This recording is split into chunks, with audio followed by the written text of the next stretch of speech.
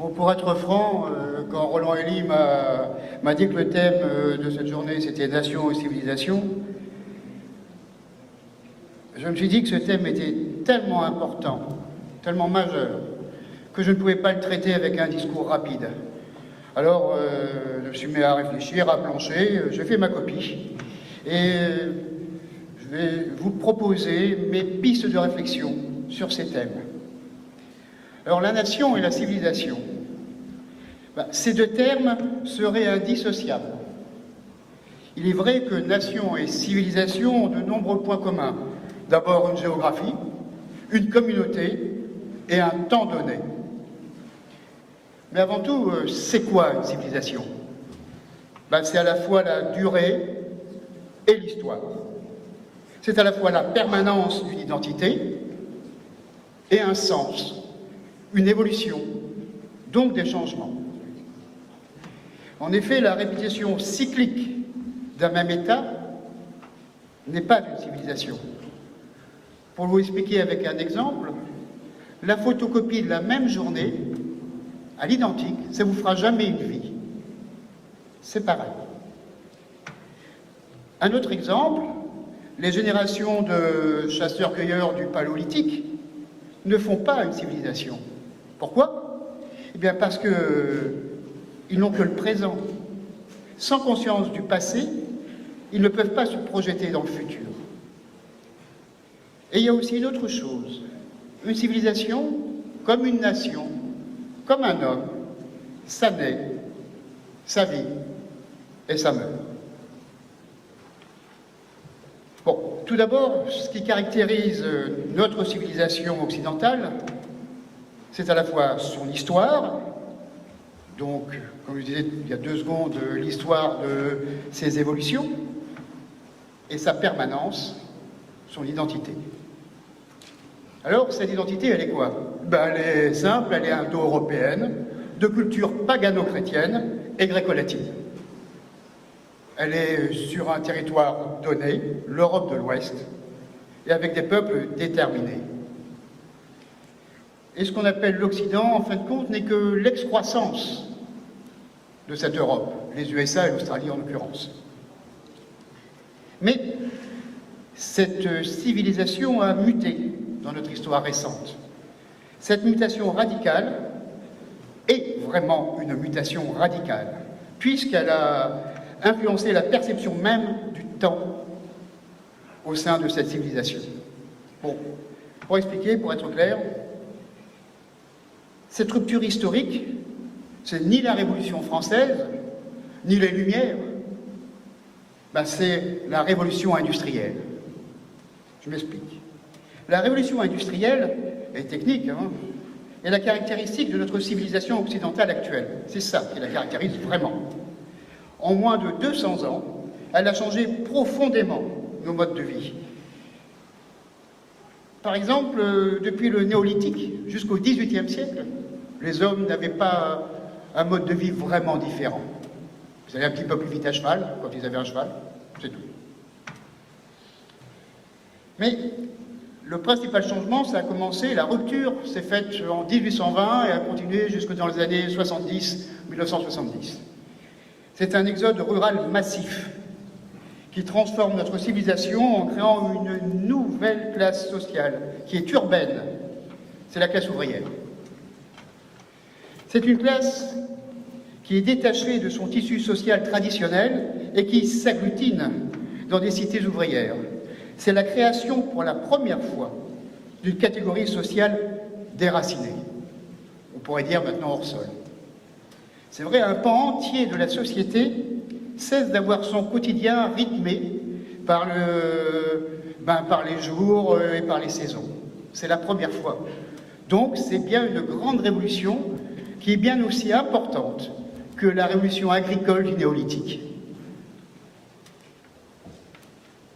Bon, maintenant on va essayer de parler un peu plus de la nature même de cette civilisation et de ce qui la caractérise. D'abord, je l'ai dit, c'est le progrès technique. C'est le déclencheur et la colonne vertébrale de cette civilisation. Nous sommes une civilisation du progrès technique et donc de la croissance capitaliste. Et puis il y a deux autres caractéristiques d'après moi. C'est une volonté de domination mondiale et l'exploitation intensive des ressources naturelles. L'industrie a donc besoin de l'inventivité technique et de ressources naturelles à fort rendement énergétique. Notre civilisation vit grâce à quoi? Au charbon et au pétrole. C'est cette inventivité qui lui assure augmentation de la productivité et donc des retours sur investissement. C'est ainsi qu'une partie de la bourgeoisie ancienne a évolué de la terre vers les usines. Bon, il y a une autre caractéristique fondamentale qui est même quasiment métaphysique.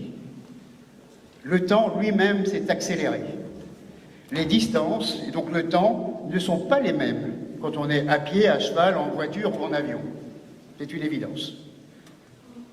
Ce dont je viens de vous parler, là, c'est l'Occident. Et c'est le présent. Maintenant, on va le comparer avec la civilisation européenne qui l'a précédée.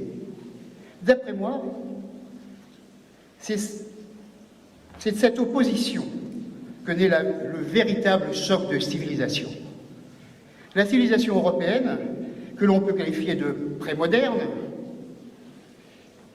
est elle-même héritière des anciennes civilisations gréco-latines.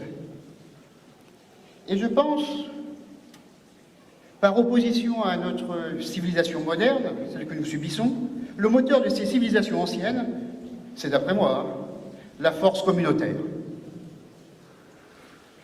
Je vais vous prendre un exemple pour expliquer pour moi ce qu'est cette force communautaire et cette civilisation prémoderne, ancienne, traditionnelle, européenne et pas occidentale. Je vais prendre l'exemple de la cathédrale. Eh bien, le tailleur de pierre, l'architecte, ne verra jamais la fin de son chantier. Il ne verra jamais la cathédrale. Eh bien, il s'en fout.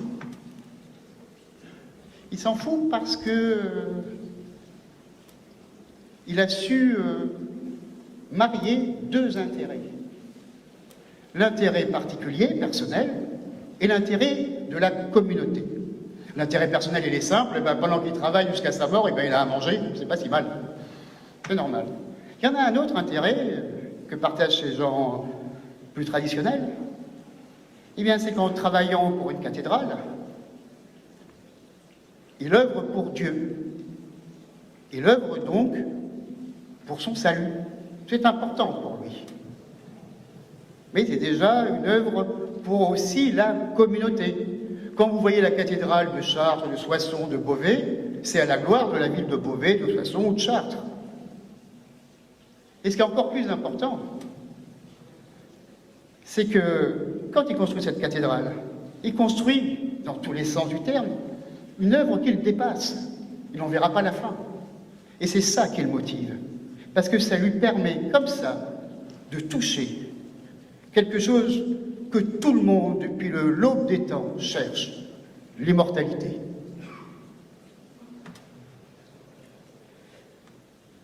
En fin de compte, ce grand but, c'est de survivre à sa propre fin par la communauté. Cette communauté qui n'est pas encore nationale, mais celle d'une ville, à l'époque, pour les cathédrales. Elle est solidifiée par la religion catholique, mais dans le sens étymologique du terme relié. Celui qui relie, ce qui tient ensemble. Voilà pour moi comment l'individu, en s'associant totalement à la communauté, touche, en participant à une œuvre durable, qu'il dépasse, au rêve de tout homme, je vous l'ai dit, l'immortalité. Voilà ce que sont l'ancienne civilisation et l'homme ancien. D'ailleurs, pour insister, pour expliquer encore un peu mieux, je vais vous donner un autre exemple. C'est Rome. Rome est un ancêtre encore plus ancien de notre civilisation européenne. C'est quoi? Les Romains, c'est quoi? C'est une bande de pillards, sans vergogne, qui sont prêts à marcher sur tous les cadavres des pays conquis, pour leur intérêt personnel. Oui, mais c'est pas que ça. Ils œuvrent aussi pour la grandeur de Rome. Et c'est ça, la véritable finalité de leur existence. Mais quand je dis ça, je ne fais pas d'angélisme. Les Romains, c'était des pragmatiques. Les patriciens et la plèbe comprennent que c'est Rome qui garantit leur pérennité et que leur enrichissement, souvent éhonté, n'est que le miroir de la grandeur de Rome. C'est-à-dire que l'homme ancien a compris que sa survie, dans tous les sens du terme, dépend de la communauté. Il peut en profiter, mais en fin de compte, il sait qu'il lui doit tout. Donc, la civilisation, c'est aussi cet équilibre des intérêts. C'est aussi peut-être comme ça qu'on peut interpréter un autre cas, je vais vous donner. Quelques siècles plus tard, dans le grand siècle, je ne sais pas si vous vous en souvenez, il y a eu une crise, il y a eu des scandales, et puis il y a eu des différences de traitement. Alors je vais vous citer Mazarin et Fouquet. Mazarin et Fouquet sont des ministres de Louis XIV. Le premier se retire avec tous les honneurs et une fortune colossale qu'il a piquée dans les caisses de l'État. De l'autre, le second, le surintendant Fouquet, il ne sortira pas libre d'une fête un peu trop grandiose qu'il a osé commettre à Vaux-le-Vicomte, son château. Il finira de cachot en cachot. Alors pourquoi une retraite dorée pour l'un et un cachot plombé pour l'autre? Voilà ma réflexion. Le premier, en sauvant la France, souvenez-vous la Fronde, avait contribué à sa grandeur, alors que le second ne s'était qu'enrichi personnellement. Louis XIV, en homme ancien, comprenait les choses. Voilà. C'est à mon avis une des bonnes explications. Mais autre temps, autre mœurs. Notre société post-révolution industrielle, la nôtre actuelle, a oublié tous ces principes fondamentaux de la civilisation européenne. C'est là que je choisis de concevoir le véritable choc de civilisation. C'est celui qui conditionne tous les autres. Je vais vous le donner avec un autre exemple. Certains s'en souviendront, le scandale d'Elf. Le président d'Elf, M. Loïc Le Floch-Prigent, avait été mis en examen pour corruption et incarcéré. Et bon, là je résume, je vais au sabre, bien sûr. Et pour sa défense, en substance, il avait déclaré, écoutez, je ne comprends pas. J'ai tellement œuvré pour la grandeur de ma société Elf et pour mon pays, parce que Elf c'était la France, que je ne comprends pas pourquoi on m'emmerde pour 2 piscines, 3 bacs chiches et puis un bar à pute. Bon, j'exagère, je caricature, il a dit en meilleur terme que ça, mais bon, grosso merdo, c'était ça.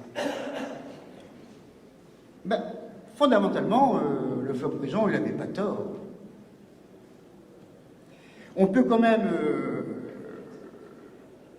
réfléchir à d'autres cas de patrons, parce que son cas est beaucoup moins scandaleux que celui des dirigeants qui négocient des parachutes dorés et qui sortent millionnaires après avoir organisé une faillite sociale dans l'entreprise qu'ils devaient gérer. C'est pas la même chose.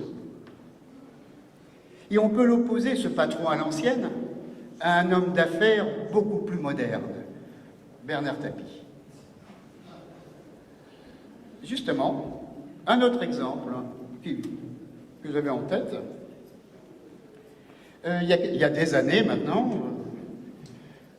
un responsable local du Parti socialiste dans le Sud, parce qu'il y avait encore un Parti socialiste dans le Sud, avait fait un scandale et avait claqué la porte en déclarant qu'il avait discuté avec Bernard Tapie qui devait se présenter dans cette région-là, dans la PACA, et qu'il ne retrouvait rien de socialiste dans le programme électoral de ce brave Bernard Tapie.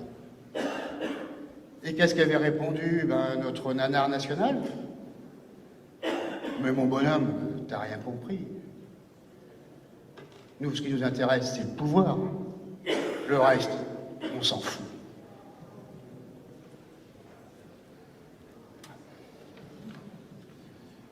Eh bien, c'est là que se situe le choc de civilisation. Il faut savoir que Bernard Tapie a reçu 40 millions. S'il vous plaît, monsieur, il faut sortir. Monsieur, s'il vous plaît, je vous demande de ne pas intervenir pendant la réunion, s'il vous plaît. Hein, d'accord? On fera une conférence sur Bernard Tapie une fois. Non, mais peut-être, mais on fera une conférence là-dessus à laquelle... Oui, il en faut. Non, mais... Non. Bien. Bon, alors il y a les valeurs héritées du monde ancien. Ces valeurs ont fait la fortune de nos nations. Ce sont ces valeurs qui sont les fondations de la réussite actuelle. Honnêteté, équilibre entre profit individuel et intérêt communautaire, et sens de la mesure. Mais peu à peu, le système capitaliste, issu de la révolution industrielle, a produit des déséquilibres. Le besoin d'accumulation des richesses remplace toutes les valeurs qui modéraient l'ancienne manière de commercer. L'individualisme est la logique du capitalisme. Cette logique, poussée à son terme, à son extrême, débouche sur ce que Marx appelait les contradictions internes du capitalisme. En fait, la civilisation de la révolution industrielle, la civilisation occidentale, la nôtre, porte en elle les germes de sa propre fin. La civilisation industrielle, je l'expliquais plus haut, est synonyme de civilisation urbaine et par là de l'anonymat. La disparition du village communautaire au bénéfice d'aires urbaines disproportionnées, gigantesques, et de lotissements dortoirs a poussé la civilisation vers l'anonymat. Sans cette pression communautaire structurée, sans son étroit tissu social, le comportement et la morale humaine changent. L'individualisme prospère sur les ruines de l'ancienne communauté populaire qui n'est plus représentée que par plus personne et même plus par l'élite. Alors que, eh bien, dans la civilisation européenne prémoderne, l'élite, comme le peuple, se souciait d'avoir une morale. Parce qu'il ne faut pas se leurrer. Versailles, c'est qu'un village, la cour de Versailles. C'est une communauté, comme le tout Paris dans le XIXe siècle. C'est la même chose. Alors au sein de cette communauté, on ne pouvait pas tout se permettre. Pas plus que le meunier ou le forgeron. Hein. La réputation, ça comptait pour le peuple, comme pour les élites. Autre temps, autre mœurs, je disais, aujourd'hui, ça compte plus tellement pour un DSK. Il se permet, après ce scandale monstrueux, planétaire, de pérorer au Sénat. Cahuzac, dont on n'entend plus parler pour les suites judiciaires, évidemment, il fait des bons mots à la télé. Sans vergogne. Et même Sarkozy, avec toutes les casseroles et les lourds soupçons de corruption, etc., il est d'accord pour se présenter encore. Il faut quand même se rappeler qu'il y a un siècle à peine, on se suicidait, pour moins que ça, et on se suicidait, on se donnait la mort de honte. Autre temps, autre mœurs. Bon, dans une civilisation individualiste, urbaine, la nôtre, la honte n'existe plus parce que la communauté n'existe plus. La réputation durable laisse place au storytelling ou au marketing de la séduction. Je m'explique, encore avec un ou deux petits exemples. Vous regardez à la télé régulièrement, il y a des émissions People, et il y a un bonhomme qui passe. Je ne veux même pas me souvenir de son nom, tellement il pue. Il est dégoulinant. Il a même un brushing. Et il pérore de plateau en plateau en racontant que quand il était jeune, il allait de palace en palace, et il se prostituait avec des hommes et des femmes, et tout le monde sur le plateau le regarde avec admiration. Mais c'est lui qu'on invite. C'est pas la femme de ménage, c'est pas cette femme qui perd sa vie, s'use le corps à travailler pour l'honneur, qui n'a pas choisi la prostitution, mais de travailler. C'est elle qu'on doit faire venir à la télé. Mais c'est lui qui perd or.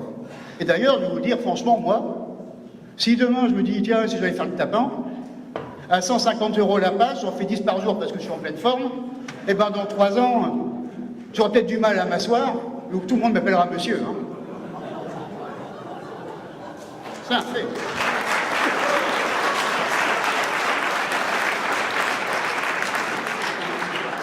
De fait, le désir d'immortalité disparaît avec l'importance de la réputation.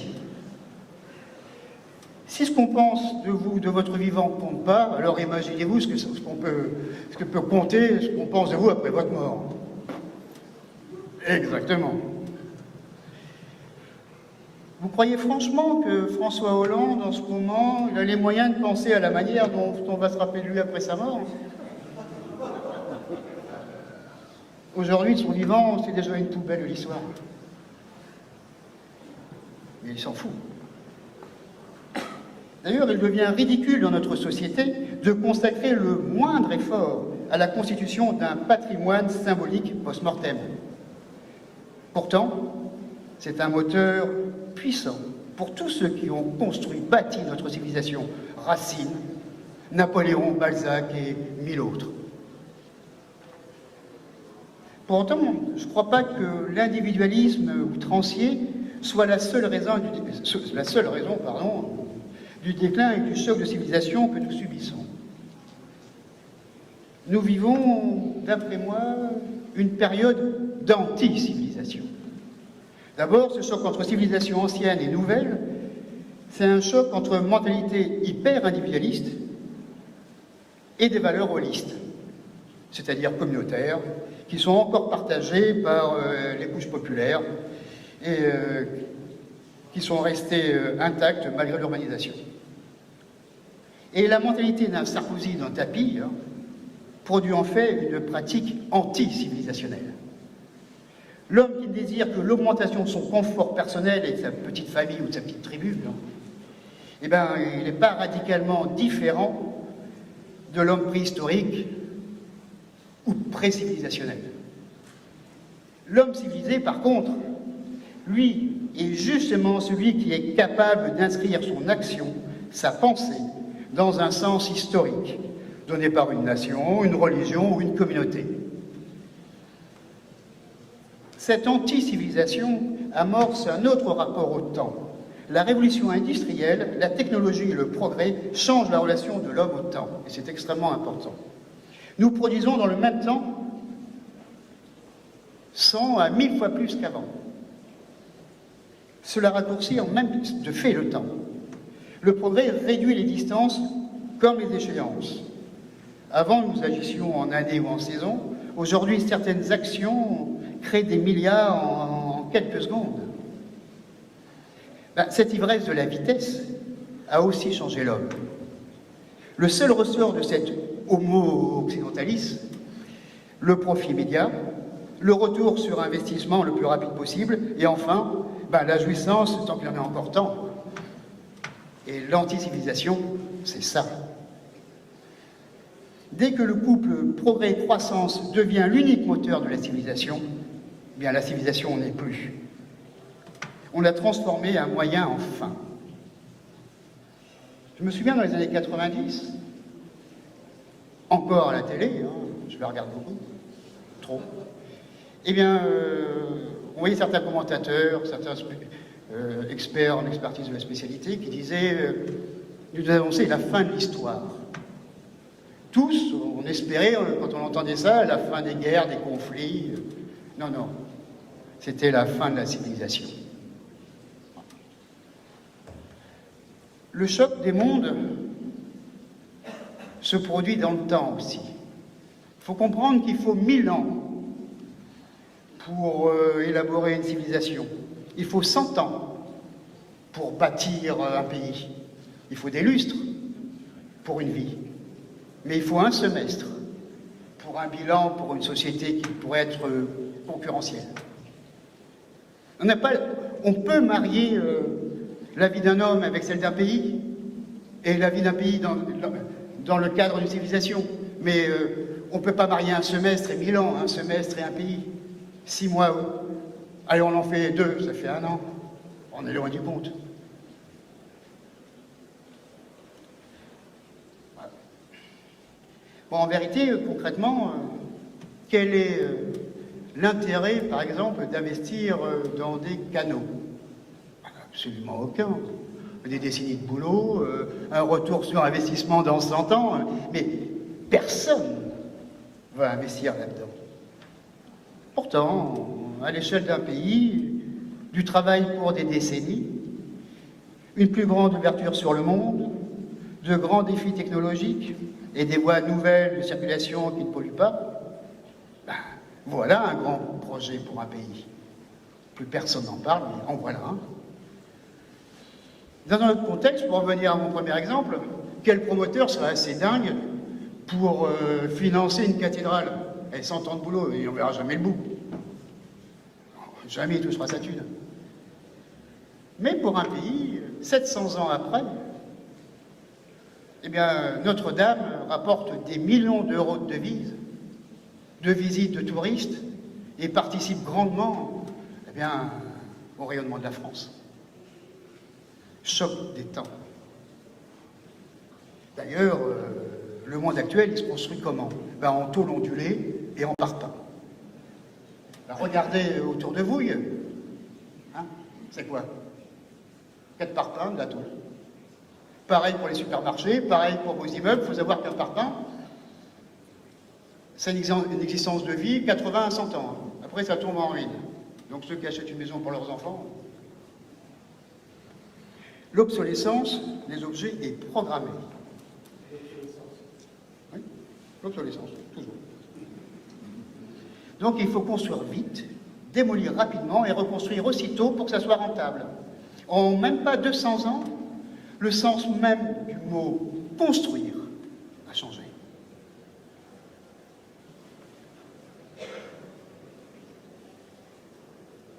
Mais cette anti-civilisation a quelques problèmes.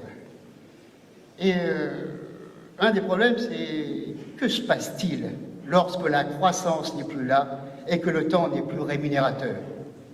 Qui désormais peut investir? Parce que, pas l'individu, car il serait perdant, de toute façon. Aucun intérêt d'investir dans un projet long et coûteux qui risque de ne pas rapporter. C'est en cela que notre civilisation capitaliste évolue de plus en plus vers l'actionnariat court-termiste et des logiques de prédation. Le temps lent, le temps de la civilisation, a cessé d'être rémunérateur. Donc la civilisation se meurt de son individualisme et de son nouveau rapport au temps. En effet, parce que la seule instance qui peut accepter d'investir sur du long terme et même à risque ou à perte, même s'il ne gagne pas d'argent lui-même, c'est un pays. C'est tout. C'est là que la civilisation occidentale tue à terme la civilisation et se suicide elle-même, car les énergies sont de moins en moins bon marché et la technologie a des limites, celle de l'intelligence humaine, simplement. Ainsi, à terme, elle ne trouvera plus les moyens de sa fin. Si notre civilisation occidentale n'est plus que le progrès et la croissance, comme on nous le dit depuis des décennies, alors, à la fin de la croissance, c'est la fin de la civilisation. Donc, vous savez où vous êtes. Mais cette anti-civilisation a aussi un autre problème, et ce problème est un problème politique grave. Il y a un premier danger qui menace notre acquis historique récent, c'est-à-dire l'industrialisation. Il y a plusieurs facteurs à cela. C'est 1, les délocalisations, et 2, la perte du monopole du savoir-faire, qui, d'après moi, sont des premières raisons de ce problème. Mais il y en a un autre. C'est le facteur qui me semble le plus prépondérant. Ça reste pour moi le coût de l'énergie. Nous sommes une civilisation de l'énergie bon marché. Or, la raréfaction des combustibles fossiles risque probablement de faire s'effondrer nos modes de vie. Il faut comprendre, il faut se rendre compte que si jamais nous n'avons plus de pétrole, et de charbon, eh bien c'est plus de la moitié des Français qui vont se retourner au champ. Là, ça serait une véritable contre-révolution industrielle. Alors, je ne sais pas si elle aura lieu, mais en tout cas, il y a des risques forts et probables. Mais il y a aussi une autre menace, d'après moi la plus importante aussi. Il s'agit de l'immigration de masse qui change la substance même de notre civilisation. À terme, évidemment, on ne peut pas avoir la même civilisation quand on est en majorité ou en minorité. On n'a pas la même. D'ailleurs, il suffit de penser aux chrétiens d'Irak et savoir où ils en sont pour le comprendre. Seulement, ces deux graves menaces ne peuvent pas être traitées par nos politiques. Ils sont trop insérés dans un temps politique, libéral, électoral et surtout individualiste. D'ailleurs, observons les deux partis qui pourraient s'investir dedans. D'un côté, les écologistes politiques n'envisagent pas sérieusement les problèmes de viabilité de notre modèle énergétique. Et de l'autre côté, le Front National ne parle pas assez franchement des problèmes de substitution de population, de grands remplacements. Ce n'est pas forcément de leur part une preuve de malhonnêteté, mais c'est en vérité un signe d'adaptation de ces partis au temps politique et à ces cycles courts. Il en est de même pour la transition énergétique. Si on veut, comme la remigration, la faire intelligemment, c'est sur 10 à 30 ans. Ce sont des cycles longs. On ne peut pas en parler dans un monde politique de cycles courts. Ou d'ailleurs, on a même raccourci l'élection présidentielle pour le mettre à 5 ans, et pourquoi pas à 4 ans, comme ça on ne fait que des réélections. Voilà. Pourtant, la remigration, la réflexion sur de nouvelles énergies, de substitution bon marché, c'est ça des grands projets de civilisation. Bon, la vraie question à se poser, quels moyens politiques peut-on mettre en œuvre pour atteindre nos objectifs de civilisation? À mon avis, ces objectifs ne pourront être réalisés que par l'élite réelle de notre pays. Une élite assez forte et nombreuse pour imposer sa volonté. Une élite encore largement composée d'hommes anciens. Cette élite, elle existe. C'est notre peuple. C'est le peuple, c'est lui qui travaille, c'est lui qui croit, c'est lui qui espère. C'est lui encore qui est prêt à se battre, à lutter, à manifester pour son bonheur et pour son honneur. Alors, je le pense, c'est à eux qu'il faut directement donner le pouvoir, leur confier. C'est avec le peuple que nous pouvons relancer notre civilisation, instaurer des institutions basées sur la démocratie la plus directe possible, et des mandats impératifs et révocables me semblent impératifs aussi. C'est comme ça que nous éviterons les dérives de cette case de dirigeants qui ont perdu le sens même de leurs actions.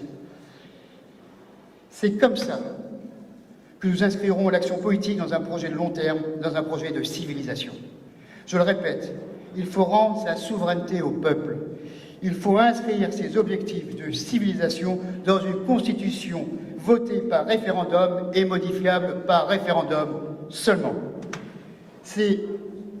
Cela veut dire aussi mettre en place un système de contrôle sur le pouvoir politique. Voilà ce que sera un véritable projet ambitieux pour notre nation, garant de notre civilisation, un pays gouverné par le peuple et pour le peuple.